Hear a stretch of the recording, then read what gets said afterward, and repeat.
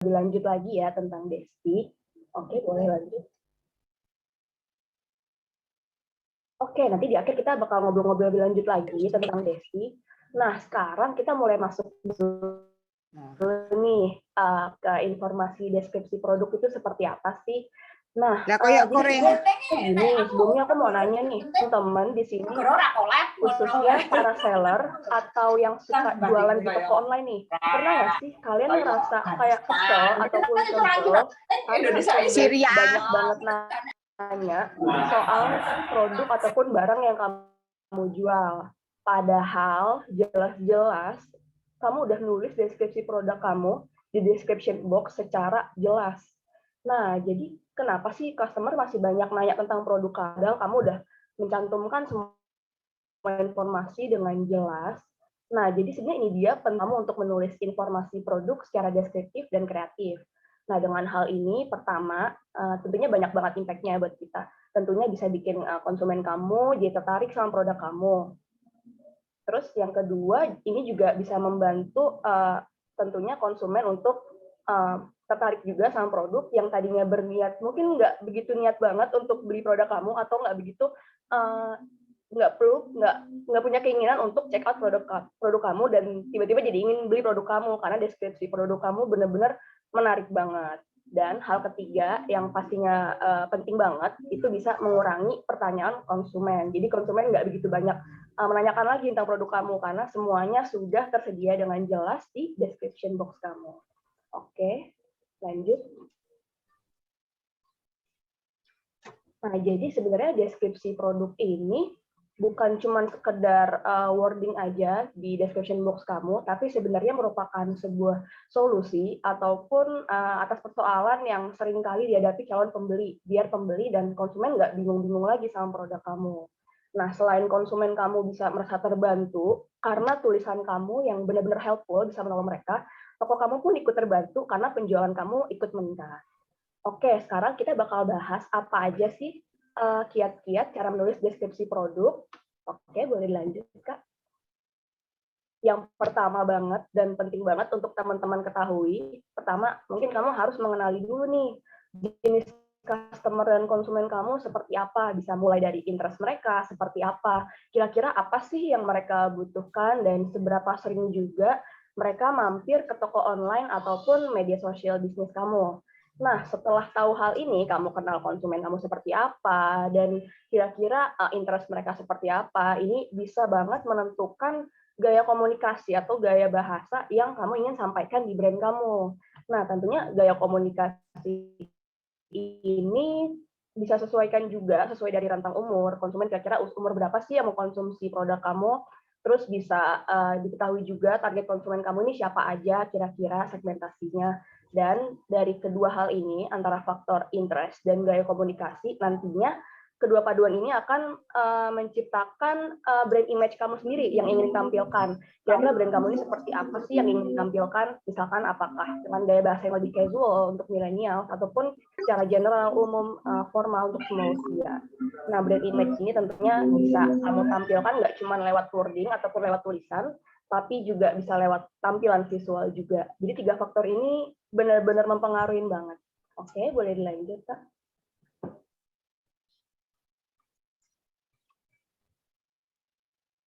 Oke, berikutnya. Nah, kamu di tips yang kedua ini, teman-teman bisa banget tulis deskripsi produk secara jelas dan lengkap sesuai produk yang kamu jual. Umumnya sebenarnya description produk itu untuk menuliskan sebuah produk jualan khususnya, secara umum yang bisa banget ditulisin itu ada spesifikasi atau fitur, lalu keunggulan produk, dan kelengkapan produknya seperti apa, terus ada garansi juga, dan mungkin warna yang tersedia. Nah, ini di sebelah kanan ada tabel yang sebenarnya bisa bantu teman-teman untuk nulisin list deskripsi produk sesuai produk yang teman-teman jual. Nah, ini misalkan ya, ini banyak banget macam-macam produknya. Misalkan teman-teman jualan toko baju, ada macam-macam toko baju nih misalkan. Itu hal umum banget yang harus ditulisin biasanya adalah ukuran dari misalkan dari S sampai big size, atau itu juga bisa ditulis bahan pakaian. Misalkan baju ini pakai bahan katun ataupun silk, dan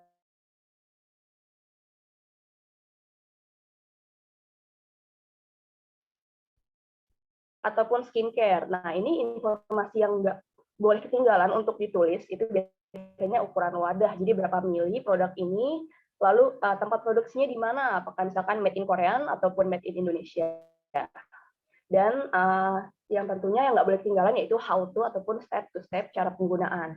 Nah, di sini masih banyak lagi sebenarnya kategori-kategori produk yang biasanya sering banget dijual di toko online ataupun di marketplace. Mungkin kalau teman-teman mau capture ataupun mau foto, boleh banget. Siapa tahu ini nanti bakal berguna juga kalau misalkan teman-teman mau jualan produk di marketplace ataupun di toko online. Oke, boleh lanjut. Nah, ini sebenarnya hal yang nggak kalah penting dan biasanya sering banget ketukar karena mirip, beda-beda tipis keduanya, yaitu feature dan manfaat produk. Jadi sebenarnya untuk bedainnya gampang banget ya.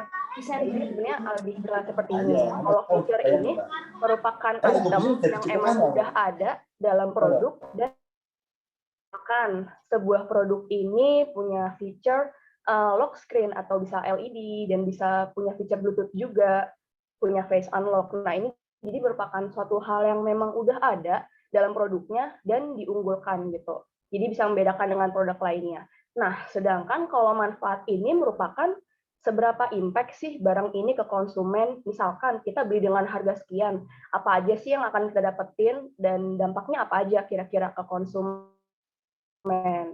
Jadi ini mungkin perbedaannya ya, kalau manfaat itu lebih ke faedah ataupun khasiat yang akan kita dapatkan kalau kita beli produk ini gitu. Oke, boleh lanjut lagi Kak. Nah, ini sebelumnya tadi kan kita udah ngobrol-ngobrol nih tentang beberapa teknisnya. Ini juga ada hal yang mungkin boleh juga untuk disisipkan di description produk teman-teman. Nah, kamu bisa menuliskan deskripsi produk dengan deskripsi FAQ atau frequently asked question. Nah, hal ini biasanya sering banget ditanyain konsumen nih. Ini ada macam-macam ya. Yang pertama, garansi produk. Misalkan sampai tanggal berapa tahun dan harus menghubungi kemana, boleh banget ditulis biar informasi ini bisa semakin jelas dan nggak ada kebingungan lagi ketika membeli produk. Lalu ini cara tukar produk. Nah, ini sering banget terjadi, khususnya para online shop. Produk yang dikirimkan sering kali salah warna ataupun salah ukuran, dan yang paling sering lagi terjadi itu bahkan salah item yang dikirim. Jadi minta belinya apa, dikirimnya apa gitu. Nah, ini boleh banget. Misalkan kontak yang dihubungi, lalu mekanismenya seperti apa, boleh dituliskan secara jelas dan padat agar konsumen nggak bingung-bingung lagi.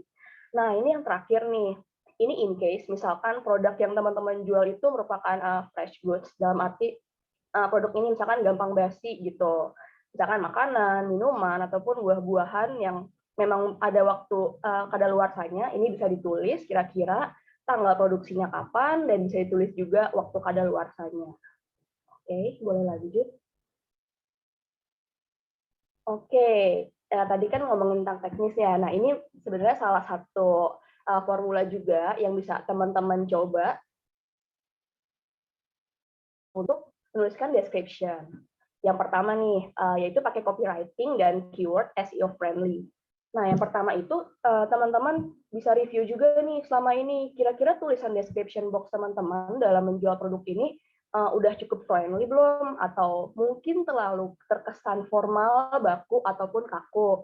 Nah, jadi sebenarnya ini dia pentingnya pemilihan tone ataupun gaya bahasa dalam menulis description box. Nah, jadi dengan pilihan tone kosakata yang menarik ini tentunya bisa memudahkan konsumen juga agar dimengerti pesan komunikasi yang ingin disampaikan.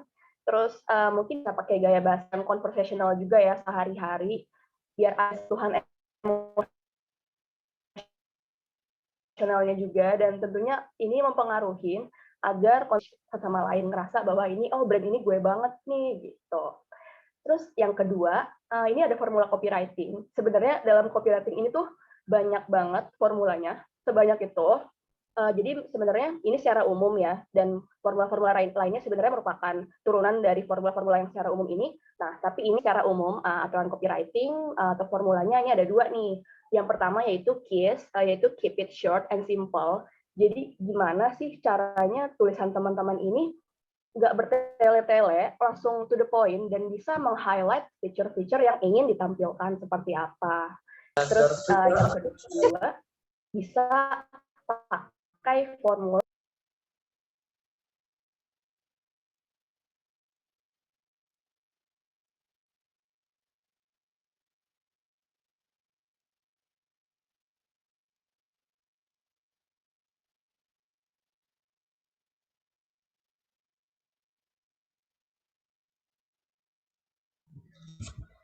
Halo Kak Jasmine,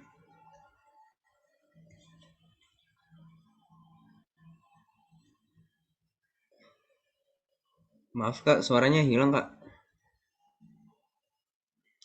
Halo Kak, Oke, ya maaf ya. ya, ya mungkin bisa dilanjut Kak. Oh, hilang ya. Kita mungkin ulang lagi ya. Mungkin tadi ke-mute, mohon maaf. Oke, jadi ini tips selanjutnya ya, yang mungkin bisa teman-teman coba. Kamu bisa pakai teknik copyright, ataupun juga nih, apa sih, kira-kira gimana sih tulisan teman-teman selama ini, baik di konten ataupun di description box jualan teman, apakah friendly tulisannya, atau mungkin justru terlalu baku atau kaku. Nah, ini teman-teman penting banget untuk review kembali tulisan teman-teman seperti apa. Nah, jadi ini dia perlunya menggunakan tone bahasa ataupun gaya bahasa kira-kira yang konversasional sehari-hari, dan ada sentuhan emosional juga. Pastinya hal ini dengan gaya bahasa yang nyaman juga, dimengerti. Pastinya ini bisa membuat produk kamu bisa lebih, antara seller khususnya dan customer bisa lebih engage satu sama lain. Nah, lakukan juga dalam setiap wording harus ada CTA atau call to action. Jadi gimana caranya ada ajakan untuk konsumen membeli produk teman-teman.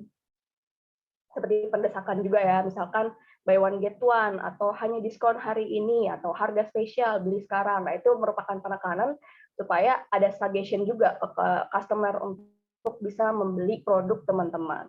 Oke, nah ini ada formula copywriting nih berikutnya. Jadi sebenarnya ada macam-macam, sebanyak itu formula copywriting, benar-benar banyak banget. Namun secara umum ada dua formula ini, dan formula lainnya sebenarnya cuman merupakan turunan aja dan mix and match dari formula-formula sebelumnya yang ada. Tapi secara umum dalam copywriting kita bisa pakai formula KISS, yaitu keep it short and simple. Jadi gimana caranya tulisan kamu ini terlihat nggak bertele-tele, langsung menyampaikan highlights yang poin-poin yang ingin di highlight juga, dan fitur-fitur yang diunggulkan juga. Dan berikutnya ada salah satu formula copywriting lainnya, yaitu formula for you, yaitu unique, ultra specific, useful, and urgent. Nah, kalau unik ini jadi gimana sih tulisan teman-teman ini punya pembeda dari tulisan-tulisan lain. Jadi ketika baca orang-orang langsung tahu nih bahwa ini brand teman-teman. Tentunya untuk bisa membuat tulisan yang unik, selain riset juga kira-kira produk teman-teman apa, brand image yang ingin disampaikan apa, terus bisa juga dengan riset juga tren-tren terkini seperti apa gitu. Nah, terus yang kedua ada ultra spesifik. Jadi sebisa mungkin dalam wording ataupun description box pada copywriting yang teman-teman lakukan bisa melakukan pendekatan dengan menulis informasi yang detail dan benar-benar lengkap gitu. Jadi orang-orang langsung tahu nih, oh produk ini keunggulannya ini, dan kira-kira misalkan harganya murah dan sebagainya gitu. Terus berikutnya, setidaknya produk kamu harus bisa menuliskan useful, yaitu pentingnya apa sih penggunaan produk ini, dan impact-nya apa nih kalau kira-kira aku beli produk ini dengan harga sekian, apa sih impact yang bakal aku dapetin gitu. Dan terakhir urgent, yaitu urgensinya penggunaan produk buat konsumen. Tentunya ini kamu bisa menggunakan juga headline yang menarik tuh. Dan yang terakhir, jangan lupa keyword yang tepat untuk memudahkan konsumen mencari produk kamu. Nah, untuk mencari produk ini misalkan sebuah contoh ya, teman-teman punya toko baju nih, toko bajunya macam-macam, misalkan ada baju gamis, atau baju hangout, atau baju kantor, baju kerja, baju grosir, dan sebagainya. Ini misalkan teman-teman menjual produknya di marketplace, ataupun di website juga, ataupun di toko-toko lainnya juga, penting banget untuk menggunakan keyword-keyword yang secara umum, yang akan memudahkan konsumen mencari produk kamu. Jadi, suggestion produk kamu bakal lebih eksis di di search engine. Jadi misalkan teman-teman nih punya jualan baju nih banyak banget nih, itu bisa banget keywordnya yang secara umum aja gitu, bukan yang spesifik. Misalkan baju murah ataupun toko baju ataupun baju grosir gitu. Jadi ketika orang-orang banyak mencari produk tersebut, suggestion produk teman-teman akan lebih sering muncul lagi. Tuh. Oke, boleh lanjut Kak. Nah, jadi tadi kan kita ngobrol-ngobrol nih. Nah, sekarang kita ada deskripsi, contoh deskripsi produk sesuai yang tadi kita obrolin. Ada 2 macam ya di sini. Ini penulisan description box secara umum, biasanya teman-teman sering melihat di marketplace ataupun di e-commerce juga, bahkan di online shop juga gitu. Nah, yang pertama, ini sebenarnya ada 2 perbedaan ya di sini ya. Yang pertama bisa dilihat di sini dia yang sebelah kiri yang awal dia pakai penulisan yang detail. Nah, kenapa detail? Karena bisa dilihat di sini dia mencantumkan diameternya berapa senti dalam setiap sisinya, terus juga modelnya apa, lalu dia juga menyampaikan brandnya dan originalitasnya juga disampaikan di sini. Lalu dia juga langsung menyampaikan feature dalam bentuk poin-poin langsung di sini secara detail dan jelas. Dan yang terakhir dia pakai formula case karena tulisan ini benar-benar short and simple. Dia cuma langsung menyampaikan detailnya apa, fiturnya apa, tanpa perlu bertele-tele. Nah, ini ada bedanya juga nih dengan tulisan yang di sebelahnya. Sebelahnya ini ada sedikit perbedaannya ya. Ini mungkin bisa dilihat nih lebih panjang, lebih kompleks tulisannya di sini. Nah, ini ada perbedaannya dan ada keunikan juga di sini. Ini kan kalau misalkan teman-teman lihat nih, ini kan produk garam Himalaya ya. Nah, di sini dia awalnya menceritakan dulu background produk ini tuh seperti apa dari alam, terus misalkan organik. Nah, jadi menceritakan brandnya seperti apa dan produknya asal-usulnya seperti apa. Jadi ini sebenarnya ngasih suggestion juga ke konsumen kalau misalkan produk ini tuh sehat loh, organik loh, aman buat tubuh kita gitu. Nah, terus di sini juga dan feature langsung disampaikan dari poin dan deskripsinya secara jelas. Misalkan mengandung banyak mineral, detox badan, dan sebagainya. Dan di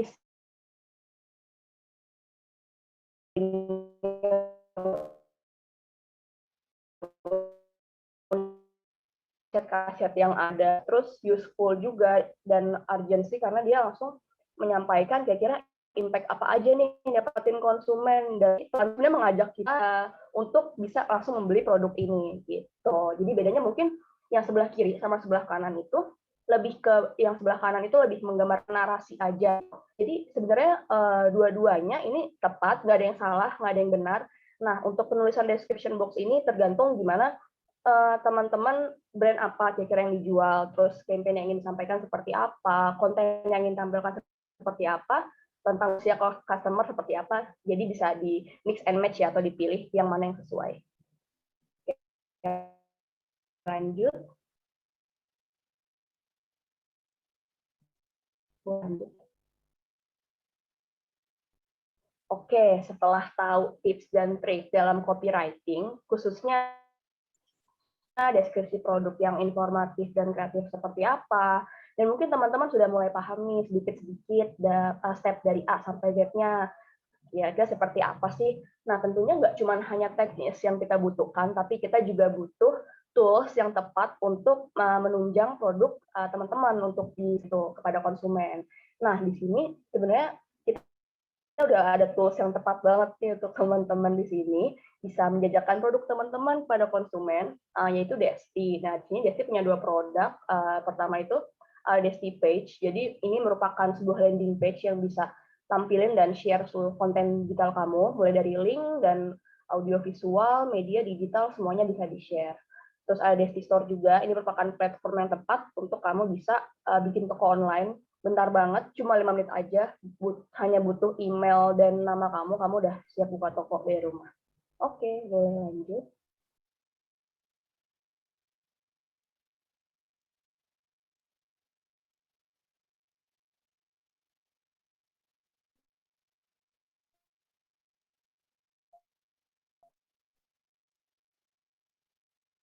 Jadi di Desti Page ini benar-benar segampang itu untuk share link, kamu cuma butuh satu kali klik aja untuk sebenarnya bisa connect langsung dan langsung bisa dibagiin ke teman-teman, baik itu konten ataupun produk jualan kamu juga langsung bisa kamu share. Nah, ini tentunya akan membuat berbagai kemudahannya dengan landing page ini untuk nampilin semua konten digital kamu. Dan tentunya yang paling penting, ini merupakan produk lokal dan yang pastinya semua feature ini nggak ada payment-payment lagi, semuanya all free dan gratis. Oke. Boleh lanjut. Terus ini ada beberapa alasan juga, khususnya untuk kamu ya, misalkan para seller ataupun content creator, setidaknya untuk buat Desi Page ini, pertama, kamu bisa desain sendiri halaman kamu. Di sini ada macam-macam templates kita sediakan, dan kamu juga bisa custom sendiri sesuai dengan brand persona yang ingin kamu sampaikan. Terus kamu bisa share apapun, gambar, audio, video, bahkan produk jualan kamu. Terus kita juga bisa lebih mudah promosiin toko online kamu, karena kamu bisa pajang katalog produk bisnis ataupun jualan kamu. Misalkan nih, kamu sebelumnya juga sering jualan di beberapa marketplace kayak Shopee ataupun Lazada, itu juga bisa langsung kamu import langsung produknya ke kita, jadi nggak perlu repot-repot lagi gitu untuk migrasi akunnya. Terus yang pasti nggak cuma sekedar jualan, di sini kamu juga bisa pantau penjualan kamu, bisa lihat dashboard atau analitiknya secara lengkap. Kamu bisa tahu nih pengunjung insight-nya, viewers ataupun activity konsumen kamu seperti apa. Terus misalkan kamu juga sebelumnya punya Linktree nih, kamu punya Linktree, kamu bisa langsung migrasi akun kamu juga ke Desti ini secara lebih ringkas juga, nggak perlu repot-repot lagi pokoknya. Oke, lanjut. Nah, jadi sebenarnya kita nggak cuma punya Desti Page ya, ini platform untuk mempromosikan bisnis kamu ataupun konten-konten kamu. Kita juga Desti Store, di sini kita bikin toko online cepet banget, cuma 6 menit aja, karena cuma butuh email, nama, dan nomor telepon kamu udah siap buka toko. Dan yang paling penting, ini adalah platform lokal, jadi kamu bisa proud juga pakai produk-produk Indonesia. Oke, lanjut. Nah, ini sebenarnya alasan penting juga nih, nggak hanya Desti Page, kamu juga setidaknya khususnya para seller, ataupun ya untuk kalian-kalian yang senang berjualan untuk punya Desti Store. Nah, jadi sebenarnya pertama, di sini kamu bisa mengunggulkan toko kamu, karena di toko kamu cuma tampilkan produk kamu aja. Nggak ada suggestion produk-produk serupa atau yang mirip-mirip, misalkan harganya lebih murah, ataupun produknya sama gitu. Jadi hanya fokus ke toko kamu aja. Terus kedua, kamu bebas custom design, seperti tadi yang aku udah ngomongin, kamu bisa desain sendiri sesuai dengan branding brand kamu seperti apa. Terus ini lengkap banget ya, daftar produknya lengkap, ada footernya juga. Terus template-nya itu ringkas. Kalau kamu lagi custom itu bisa dari handphone juga ataupun PC, jadi nggak berat-berat amat gitu loh, walaupun nge-custom templates. Terus yang terakhir pastinya semua feature bisa kamu nikmati dengan free. Jadi mungkin ini tepat juga kalau kamu pengen buka toko tapi budgetnya terbatas, kamu boleh coba salah satu produk lokal ini. Oke, boleh lanjut. Nah, ini mungkin buat teman-teman yang masih bingung juga nih. Jadi sebenarnya gimana sih cara kita kelola bisnis teman-teman? Oke, jadi pertama kita bisa kelola bisnis lebih mudah ya, karena semua feature udah ada dalam satu dashboard. Terus yang pasti pembayaran cepet banget, cuma 2-3 hari, dan kita udah kerjasama juga sih sama berbagai macam virtual account dan bank juga, misalkan kayak OVO, GoPay, ShopeePay, dan sebagainya, kita udah kerjasama juga, dan beberapa bank-bank lainnya juga, jadi memudahkan pembayaran. Terus kamu bisa nge-reach lebih banyak lagi pembeli karena kita udah ada macam-macam diskon, voucher, promo-promo juga udah banyak banget di sini, jadi nggak perlu lagi gimana caranya untuk. Dan yang terakhir, bisa jangkau lebih banyak pembeli juga karena produk kamu bisa muncul sebagai suggestion di Google, Instagram, ataupun Facebook. Dan yang terakhir, dashboard dan analitika lengkap juga. Jadi kamu bisa paham nih interest konsumen kamu seperti apa sih, bisa dilihat dari page views, visitors, order, ataupun penjualan kamu seperti apa. Oke, boleh lanjut. Oke, sekian presentasi dari aku. Sebelumnya mohon maaf kalau ada salah-salah kata. Akhir kata aku ucapkan terima kasih. Thank you teman-teman. Ya, terima kasih nih Kak Jasmine, materinya yang udah keren banget tadi disampaikan. Tapi mungkin buat teman-temannya udah ada yang penasaran nih Kak buat tanya-nanya, tapi ditahan dulu karena setelah ini kita bakal beralih ke Kak Galang untuk bahas branding ya. Jadi mungkin bisa langsung ke Kak Galang. Gimana Kak Galang?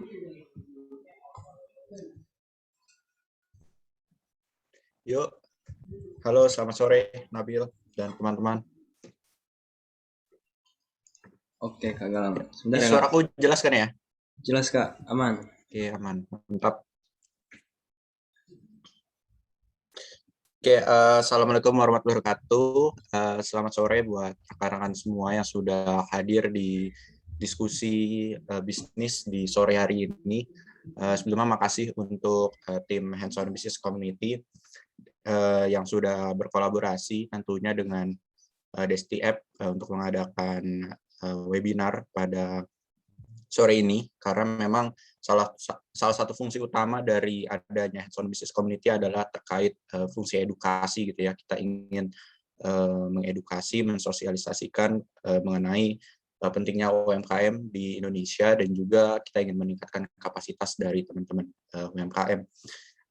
Dan mungkin dari teman-teman Hands-on Business Community bisa dibantu untuk share screen, Nabil.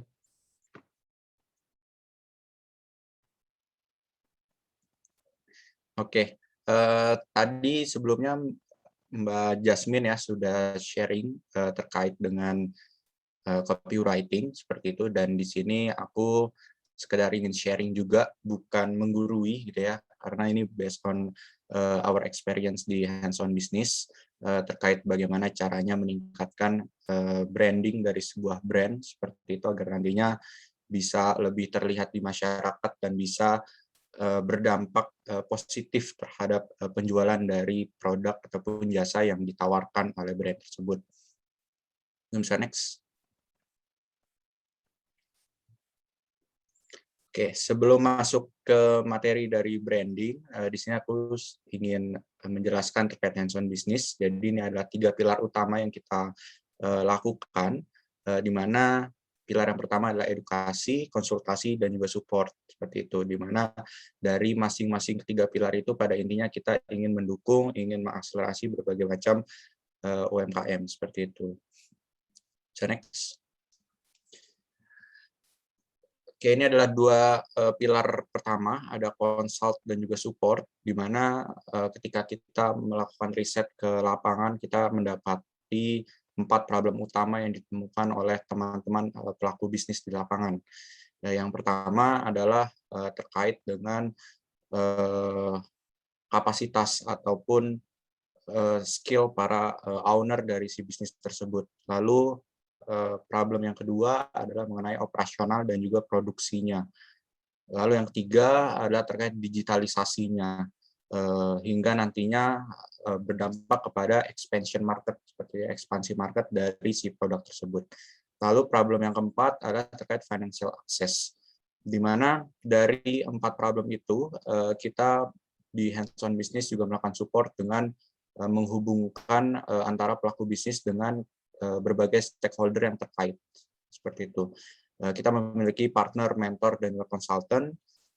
Untuk produksi, kita juga memiliki partner supplier, di mana sekarang kita juga bergerak di supplier daging dan supplier bahan-bahan pokok yang lainnya. Lalu untuk go digital, kita memiliki rekanan berbagai digital marketing agency yang nantinya bisa membantu teman-teman pelaku bisnis untuk bisa scaling up market dari produk teman-teman. Lalu yang terakhir terkait financial access, kita memiliki rekanan investor dan juga VC atau venture capital agar nantinya teman-teman bisa melakukan komunikasi dengan mereka seperti itu. Bisa next. Oke, lalu untuk fungsi edukasi, ini adalah fungsi yang dijalankan oleh teman-teman HUBC gitu ya, atau Hands-on Business Community.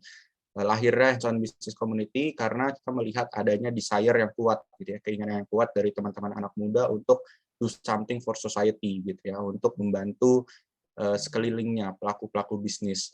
Dan Tujuannya adalah kita ingin melibatkan lebih banyak anak muda untuk membantu kita meningkatkan kapasitas dan kapabilitas dari pemilik bisnis, di mana tentunya berbagai program menarik sudah direncanakan oleh teman-teman hands-on business community, mulai dari bootcamp on business, talk on business, networking night, dan juga kelas-kelas bisnis yang lainnya yang memang kita jalankan secara berkala seperti itu. Nah, kita masuk ke materi terkait branding seperti itu ya. Pertama yang ingin saya sampaikan adalah kita harus bedakan terlebih dahulu antara brand versus branding gitu ya. Ini adalah dua hal yang berbeda. Yang pertama adalah brand. Kalau brand adalah nama ditambah makna gitu ya. Seringkali orang-orang itu menyamakan antara brand dan juga merek. Padahal ini adalah suatu mungkin hal yang berbeda gitu ya. Kalau merek itu bisa dibilang hanya namanya saja kayak gitu. Tapi dia mungkin masih belum memiliki makna di sana gitu ya. Tapi yang dinamakan sebuah brand adalah ketika memang nama tersebut sudah ada tambahan makna gitu ya. Kayak misalkan ada nama merek Aneka Rasa gitu ya. Kalau Aneka Rasa kayaknya kita belum tahu tuh itu produk apa gitu kan. Tapi ketika memang contohnya Aneka Rasa tersebut memiliki makna, mungkin kita bisa tahu gitu ya. Contohnya misalkan sumber rezeki. Nah, sumber rezeki itu kan bisa banyak gitu ya. Bisa sumber rezeki mungkin warteg gitu ya, atau mungkin bisa brand-brand yang lainnya kayak gitu ya. Karena memang hal tersebut juga masih belum memiliki makna yang kuat seperti itu. Nah, makna yang kuat adalah ketika makna tersebut bisa memiliki diferensiasi gitu ya. Karena merek tanpa diferensiasi yang kuat hanyalah komoditas yang dilabeli seperti itu. Dan tentunya ketika kita membuat sebuah brand seperti itu, kita harus make sure terlebih dahulu 4Ps dari bisnis kita gitu ya, ada produk, price, place, dan juga promosi gitu ya. Ketika kita sudah menentukan 4Ps itu tadi, 4Ps itu tadi memiliki goals-nya masing-masing gitu ya. Kayak misalkan produk gitu. Kalau produk berarti kita nanti tujuannya bagaimana caranya acceptability itu terjadi gitu ya. Produk itu dapat diterima oleh masyarakat gitu karena memang diperlukan oleh mereka. Nah, yang kedua adalah price.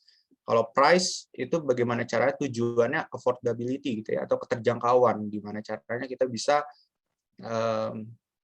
mencari market yang memang bisa menjangkau harga dari produk ataupun jasa kita gitu.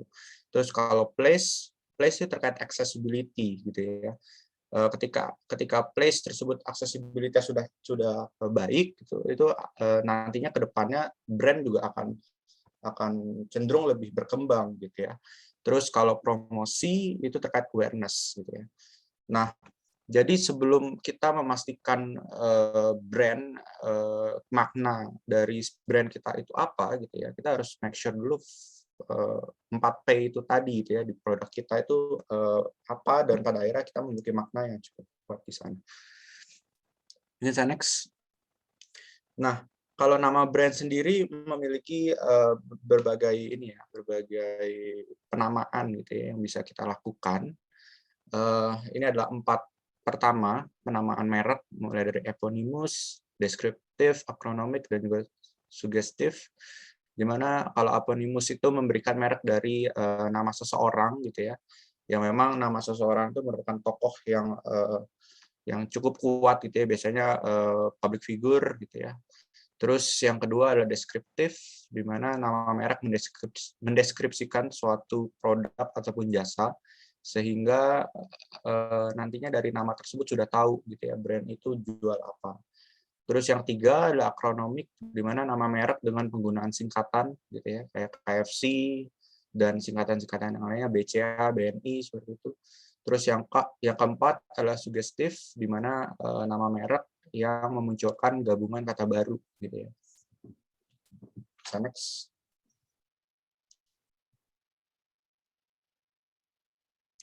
Oke, lalu pilihan yang kelima adalah asosiatif, di mana asosiatif merupakan penamaan merek terkait dengan wujud aslinya seperti itu ya. Kalau abstrak itu penamaan merek yang abstrak dan memunculkan istilah baru gitu ya. Contohnya misalkan HP Samsung gitu ya. Samsung itu kan abstrak sebenarnya, nggak ada artinya gitu ya. Cuma karena memang saat ini memiliki makna yang kuat gitu, jadi tahu Samsung itu HP gitu, atau alat elektronik. Terus yang terakhir adalah eponymous X descriptive, jadi adalah gabungan dari eponymous dan deskriptif, di mana penamaan merek dari kombinasi nama seseorang dan dari deskripsi produk gitu ya. Kayak contohlah gado-gado Bu EN gitu ya. Nah, gado-gadonya itu bisa mendeskripsikan produknya, dan Bu EN-nya itu bisa dari kombinasi nama seseorang itu gitu ya.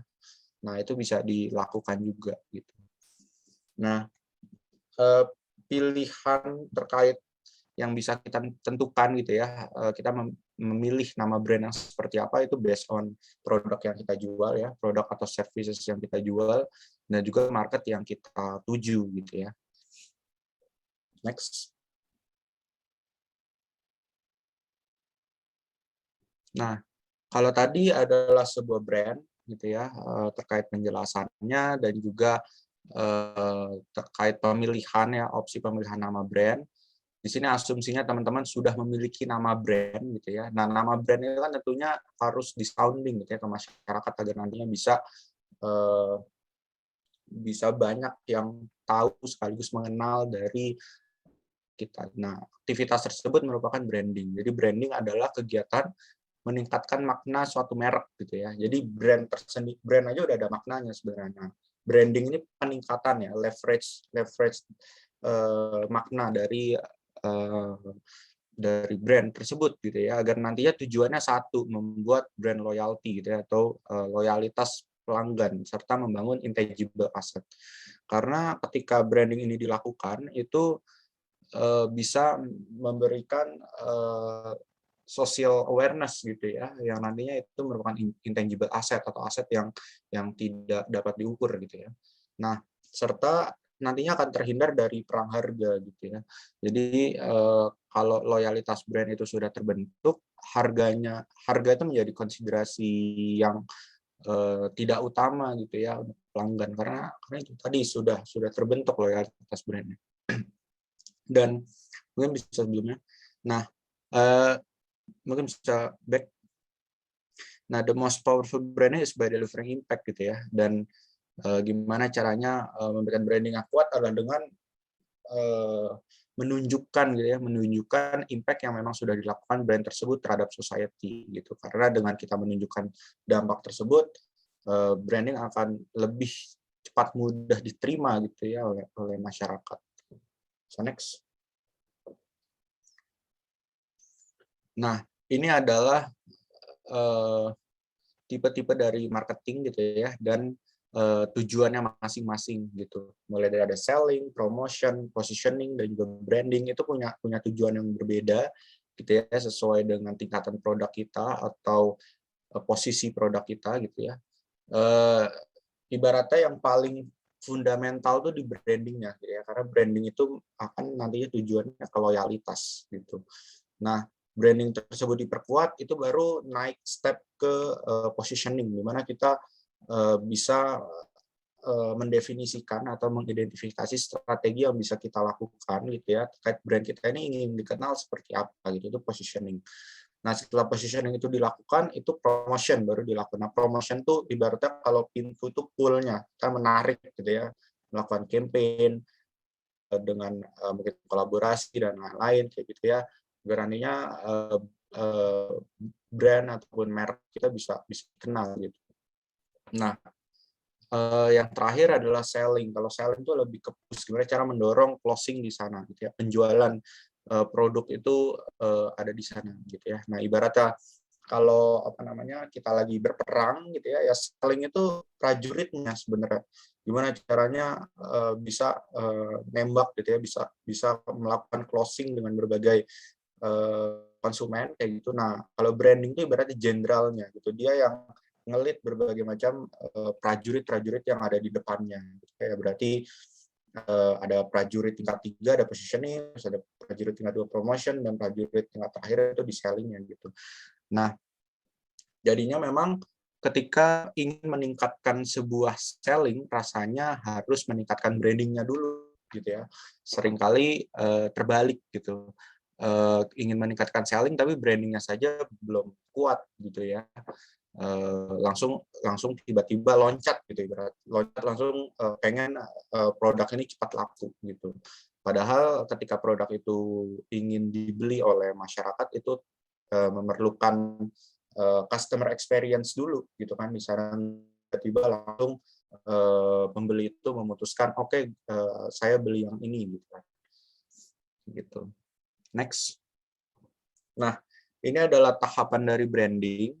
Di sini aku membagi tahapan tersebut menjadi 4, mulai dari mendesain, mengenalkan, menguatkan, hingga ke proses manajemennya gitu. Nah, di kesempatan sore ini aku sharing untuk 3 tahapan. Yang pertama, yaitu mendesain dari brand itu ya, hingga akhirnya bisa melakukan proses branding, mengenalkan dengan saluran-saluran promosi yang dimiliki atau yang ditargetkan. Lalu yang ketiga adalah menguatkan, gimana cara memperkuat branding tersebut agar nantinya bisa lebih melakukan penetrasi ke berbagai market di sana. Dan yang terakhir adalah manajemen gitu. Nah, kalau mendesain itu kita harus memulainya dengan start with why gitu ya. Kenapa produk ini harus dibeli gitu ya. Dan kenapa permasalahan yang memang kita ingin selesaikan seperti itu. Nah, itu bisa masuk ke mission statement-nya juga. Misi apa yang kita ingin selesaikan gitu ya. Problem apa yang kita ingin solve gitu. Terus identitas brand juga brand identity juga harus kita definisikan dari awal agar nanti kita bisa tahu gitu ya cara saluran ataupun bahasa apa yang kita gunakan untuk bisa melakukan penetrasi gitu ke market. Lalu yang terakhir adalah target market. Gitu. Nah, target market di sini harus dibuat secara spesifik, baik itu dari segi demografis, ekonomi, dan juga yang lain-lain gitu ya, sehingga nantinya bisa tahu kita menyasar ke target segmentasi yang mana gitu. Jadi jangan sampai membuat produk terus segmentasinya udah cuma buat anak muda di seluruh Indonesia gitu ya. Itu kan rasanya terlalu general gitu ya. Definisiin oke, anak mudanya umur berapa, daerah mana, terus anak mudanya habits-nya ngapain, terus cewek atau cowok atau seperti apa. Nah, itu harus didetailkan dengan jelas kayak gitu. Nah, terus setelah kita mendesain, merencanakan dari berbagai perencanaan branding yang akan kita lakukan, selanjutnya adalah mengenalkan gitu. Mengenalkan di sini menentukan promosi yang akan kita gunakan agar nantinya brand tersebut bisa diterima oleh masyarakat gitu.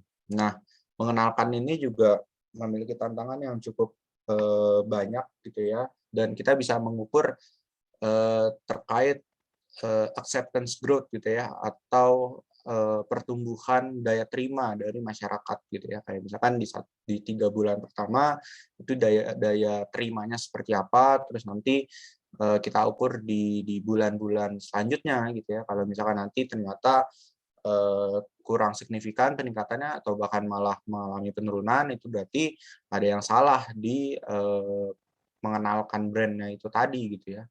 Nah, itu kita harus mengetahui sampai sedetail itu. Terus yang ketiga adalah menguatkan gitu ya. Menguatkan ini ketika kita sudah mencapai titik kita sudah atau brand kita sudah dikenal gitu ya oleh masyarakat. Kita ingin memperkuat. Nah, memperkuat itu bisa dengan menawari atau menawarkan customer support gitu ya, dan kita bisa mengukur kekuatan brand juga di sana sehingga nantinya bisa ada innovation strategi gitu ya, strategi inovasi yang bisa kita lakukan di kemudian hari gitu. Nah, kalau manajemen itu lebih ke kalau misalkan teman-teman sudah memiliki lebih dari 2 produk, 3 produk, atau bahkan 2 brand, 3 brand gitu ya, gimana caranya teman-teman bisa handle brand-brand tersebut agar nantinya berbagai brand tersebut hanya memiliki satu jenis branding saja gitu ya. Hanya memiliki brand identity atau brand image yang sama gitu di masyarakat gitu. Next. Nah, kalau mendesain itu yang pertama adalah kita harus mendefinisikan merek kita tuh agar nanti merek kita tergolong atau terkategorikan menjadi merek yang ngetop gitu. Nah, merek yang ngetop itu seperti apa? Itu biasanya ada 6 hal gitu ya. Yang pertama adalah sesuai dengan target pasar. Yang kedua adalah terasosiasi oleh diferensiasi gitu ya. Yang ketiga adalah mudah diucap dan diingat. Yang keempat unik. Yang kelima kata kunci produk unggulan. Dan yang keenam adalah hindari angka dan singkatan konsonan gitu. Jadi kalau teman-teman ingin membuat sebuah brand dan ingin mendesain brandingnya seperti apa, keenam hal ini harus checklist dulu setidaknya gitu ya. Udah unik atau belum, mudah diucap atau diingat gitu ya, atau udah menghindari angka dan singkatan konsonan atau belum gitu ya. Nah, ketika 6 hal dasar ini sudah checklist gitu ya. Nah, nanti kita ada tools berikutnya yang dilakukan gitu. So next. Nah, setelah 6 hal dasar itu sudah checklist, selanjutnya kita mendefinisikan ya brand identity yang ingin kita gunakan. Brand identity secara sederhana juga bisa kita bagi menjadi 4 ya, secara tipografinya, logo, warna desain dan juga desain khas dari brand kita gitu ya. Nah, kalau tipografi itu pilihlah jenis huruf yang sesuai dengan karakter brand dan target market gitu. Terus kalau logo itu menjelaskan produk yang ditawarkan dan tak mengecilkan ukuran huruf di merek tersebut. Lalu warna dasar itu maksimum 3 warna dan harus kontras dengan kompetitor gitu ya, sesuai dengan karakter brand gitu. Kalaupun memang tidak kontras dengan kompetitor, berarti harus siap bersaing gitu ya. Kayak contohnya ya kalau ojek online itu kan sama-sama hijau gitu ya. Nah, itu berarti benar-benar harus competitiveness-nya ditingkatkan. Desain varian template desainnya juga. Jadi ketika melihat brand tertentu itu udah tahu gitu ya, ini mendefinisikan brand apa gitu. Contohnya ada merah, kuning sama putih gitu. Itu biasa kan McD gitu ya, merah, kuning sama putih. Terus kalau hijau tua, hijau muda, terus ada ungunya, ungu muda, ungu tua itu Gojek. Gojek itu ada ungu. Dia memainkan warna ungunya juga di sana. Nah, jadi itu tadi gitu ya. Kita harus mendefinisikan keempat hal ini gitu. Next. Nah, lalu setelah kita sudah mendesain, selanjutnya kita memperkenalkan brand kita gitu ya. Secara sederhana itu bisa melalui media online, baik itu paid media, own media, ataupun earned media. Kalau paid media itu promosikan merek dengan menggunakan media online publik. Terus kalau own media itu media yang dibangun oleh kita sendiri gitu ya, baik itu melalui sosial media ataupun website ataupun e-commerce mungkin ya kan. Terus yang terakhir adalah earned media, di mana customer yang menyebarkan konten marketing sehingga mereka menjadi media suatu brand atau word of mouth. Nah, ini merupakan keinginan ya dari setiap brand, rasanya ingin memperbanyak earned medianya itu tadi gitu ya. Karena ketika sudah banyak earned media, sudah banyak yang secara sukarela nge-share gitu terkait produk kita, itu akan mereduce biaya marketing juga sebenarnya. So next.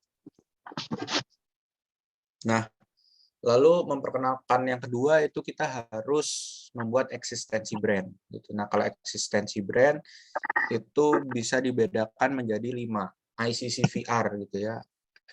Yang pertama integrated, di mana komunikasi dilakukan di seluruh media yang dapat diakses. Kita harus tentukan tadi kan saluran promosinya apa, itu harus terintegrasi. Gitu ya, mungkin dengan bahasa pendekatan yang berbeda, kalau di Instagram seperti apa, di Twitter seperti apa, di Facebook seperti apa, di TikTok seperti apa, seperti itu. Tapi bagaimana caranya berbagai media sosial ini itu bisa saling terintegrasi. Lalu konsisten, di mana kampanye dan tindakan yang dilakukan brand itu sejalan, gitu ya, jangan sampai kampanyenya bilang A tapi tindakannya bilang B, gitu. Terus yang ketiga adalah continued, di mana komunikasi dilakukan secara terus-menerus agar eksistensi terlihat, gitu ya. Karena dengan adanya konsistensi itu bisa menunjukkan brand tersebut konsisten, gitu ya, atau tidak berubah-ubah gitu brand image yang ingin dilihat gitu.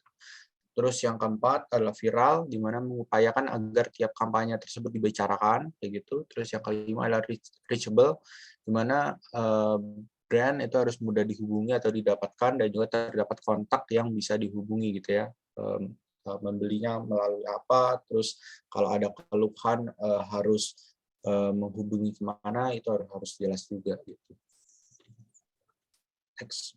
Nah, ini adalah memperkenalkan yang selanjutnya gitu ya, adalah tools untuk brand building, membangun sebuah brand.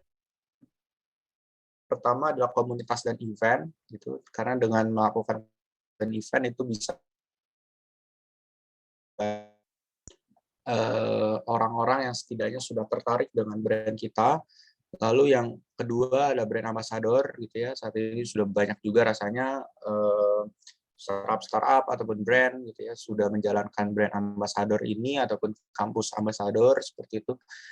Lalu yang ketiga adalah teknologi, di mana bisa melalui website, aplikasi, sosial media dan lain-lain.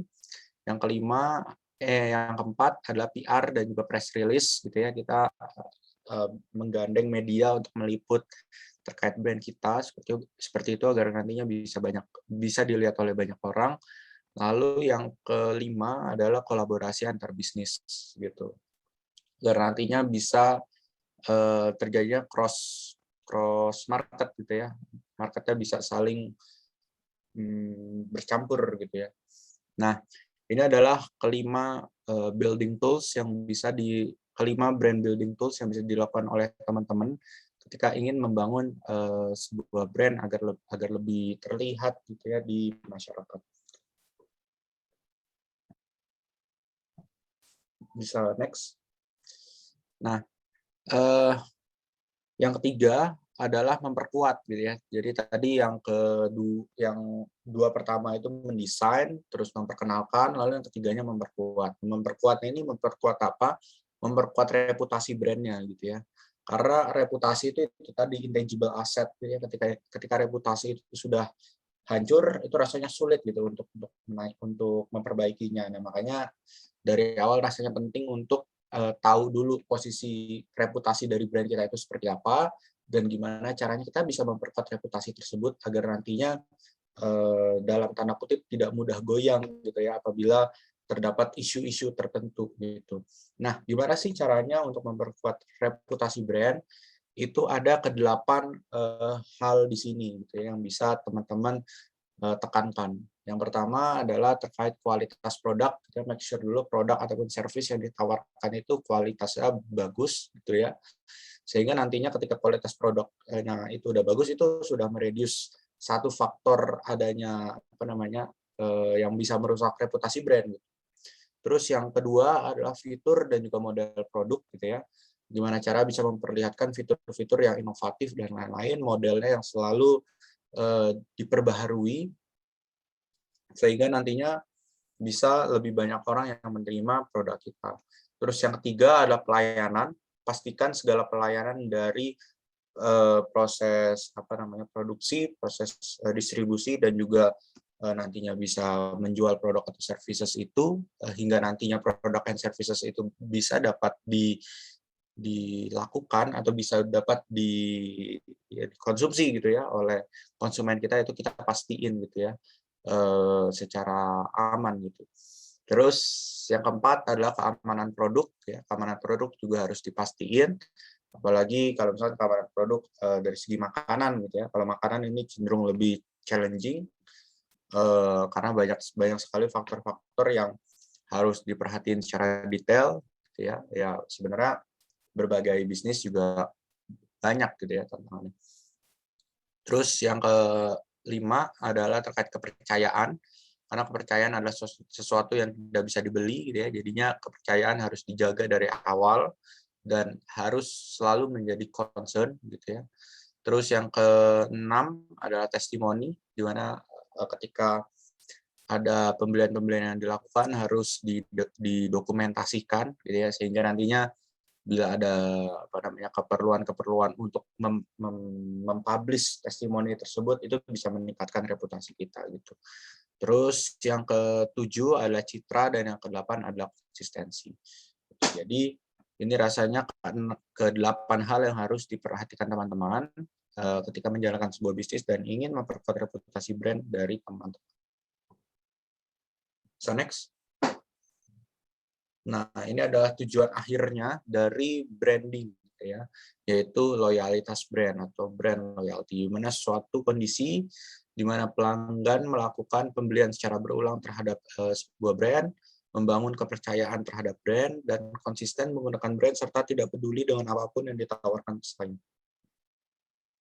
Nah, ini bila semakin banyak orang yang sudah masuk ke dalam brand loyalty ini, rasanya lebih mudah untuk kita bila nantinya ke depannya kita melakukan inovasi-inovasi di kemudian hari gitu ya. Karena dengan melakukan inovasi itu kan seperti testing market gitu ya. Nah, ketika sudah banyak orang yang masuk ke brand loyalty ini, makin banyak tuh yang bisa menjadi apa namanya, atau bisa yang mengetes new product atau new services yang kita punya kayak gitu.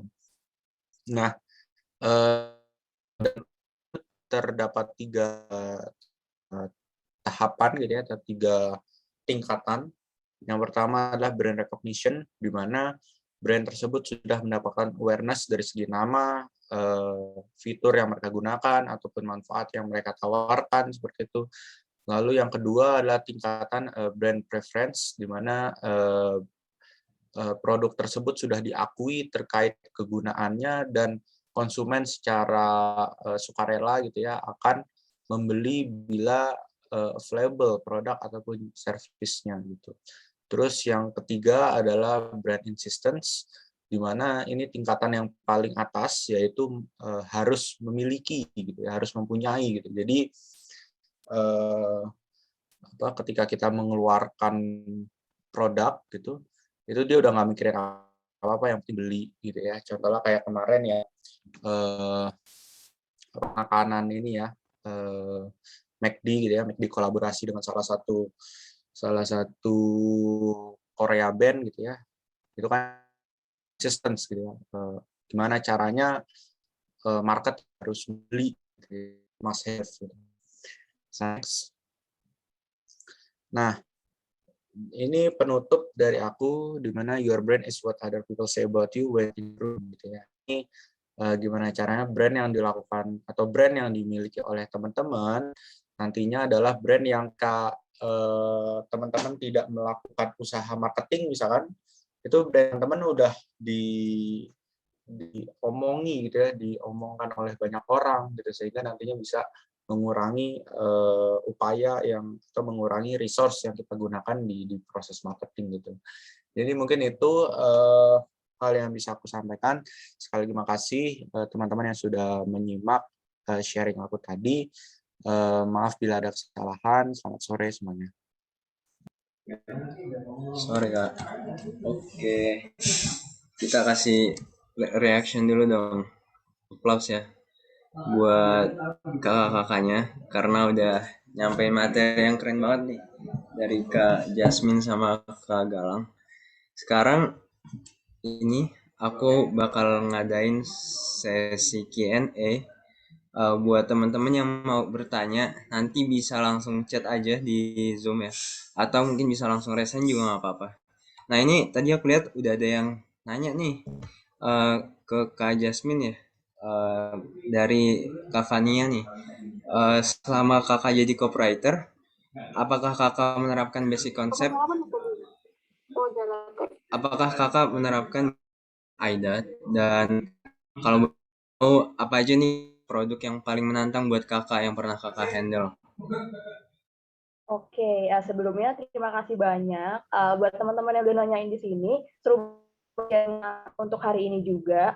Untuk produk yang paling menantang pastinya banyak banget ya, khususnya selama aku menjadi copywriter di DST ini dan juga pengalaman sebagai copywriter sebelumnya. Karena untuk menjadi copywriter ini sebenarnya kita nggak hanya menulis wording dalam bentuk digital juga atau di sosial media ataupun di website, tapi kita juga share tentang produk copywriting kita melalui visual juga, kadang sebagai sebagai naskah juga di televisi ataupun di iklan-iklan YouTube yang visual seperti itu, kita bikin naskah juga. Jadi sebenarnya banyak banget challenge-nya untuk menjadi copywriting, selain fun tapi juga benar-benar challenging juga. Oke, jadi kalau AIDA ini sebenarnya merupakan salah satu formula copywriting juga. Ini merupakan formula secara umum juga, dan memang nggak menutup kemungkinan aku sering banget menggunakan formula ini, karena ini bisa digunakan, bisa masuk ke segmentasi berbagai macam produk juga ya, nggak hanya produk-produk secara umum juga, produk seharian juga. Nah, jadi sebenarnya AIDA ini apa sih? Mungkin buat teman-teman yang belum tahu nih, kira AIDA ini pertama merupakan yang pertama itu attention. Biasanya yang kita pakai itu bisa konsumen nih, biasanya bisa ditaruh di headline konten teman-teman, yang bisa bikin menarik banget juga nih, itu garis produk seperti apa. Terus lalu I-nya itu ada trust, jadi kira-kira kita bisa mengetahui dulu permasalahan konsumen awalnya seperti apa untuk menarik minat mereka gitu. Misalkan contoh nih, permasalahan konsumen yang sering banget terjadi, misalkan ngerasa pengiriman lelet atau